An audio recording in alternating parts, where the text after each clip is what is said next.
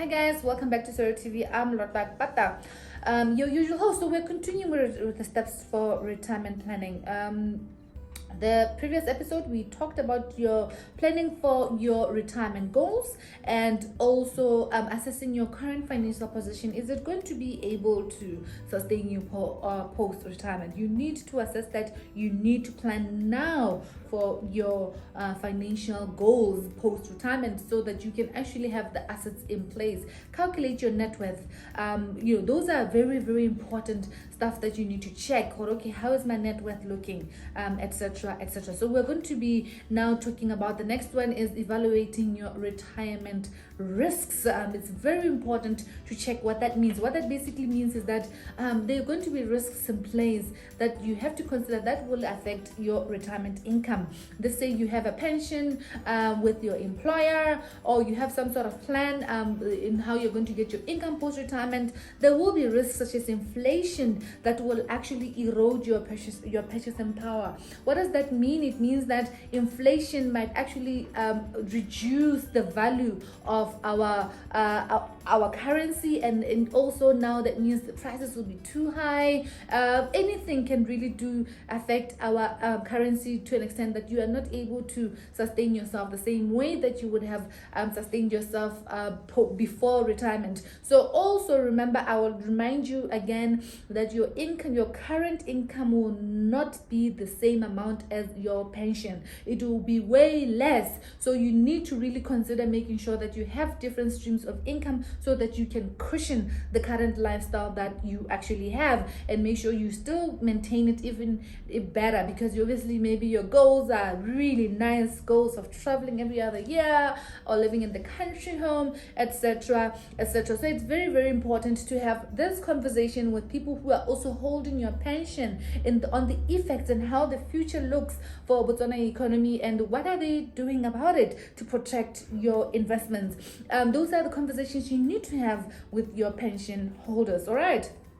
And another thing that you need to plan for post-retirement is your healthcare issues. You need to make sure that when you are retiring, you have the best healthcare cover. And what does that mean? Means have proper premium medical aid for post-retirement, because when you retire, obviously, then you're going to probably have those issues that you will have when you do the ones that you will have when you actually don't. When you're actually younger, you will have them when you are actually older. So what's the better for you to have premium medical aid? And for you to have premium medical aid, it will require money, and for you to have money to require for you to have different streams of income for post-retirement. It's imperative for you to plan for those, and so that at least when you are retired, you can have premium health care, you can access good hospitals with no hassle. All right. And another thing that is important for you to plan when you are retiring is where you are living, wherever your country home is. How much accessibility do you have for healthcare?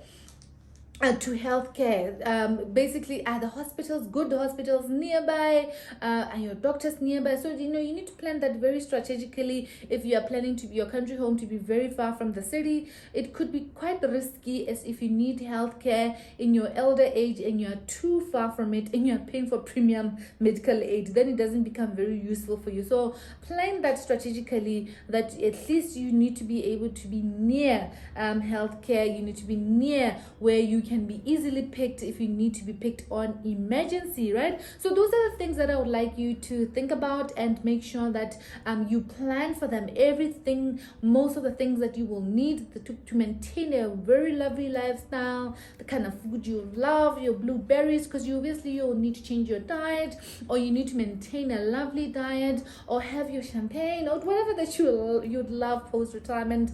It's important that you can financially sustain it through investing your money now, through ensuring you have compound interest investments that we have spoken about. If you don't know what those are basically where you are investing your money and you take the interest, you invest it back again, so that you can have basically the interest. You're being paid good passive income coming in through those interests that you've actually been investing back, and your money remains invested. That's what it basically means, such as property, such as mutual funds. So there's just so many different ways. There is an episode that I've actually talked about investing in compound interest investments. I've actually talked about it. Just go into the Sarah page on YouTube and you can go into that so that you can plan for your retirement, guys. We need to have a comfortable life and break the black tax generation, and so we also stop burdening our children and hoping our children will taking care of us financially because we didn't plan, right?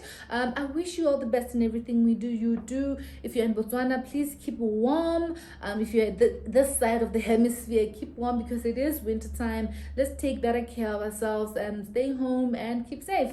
Bye for now.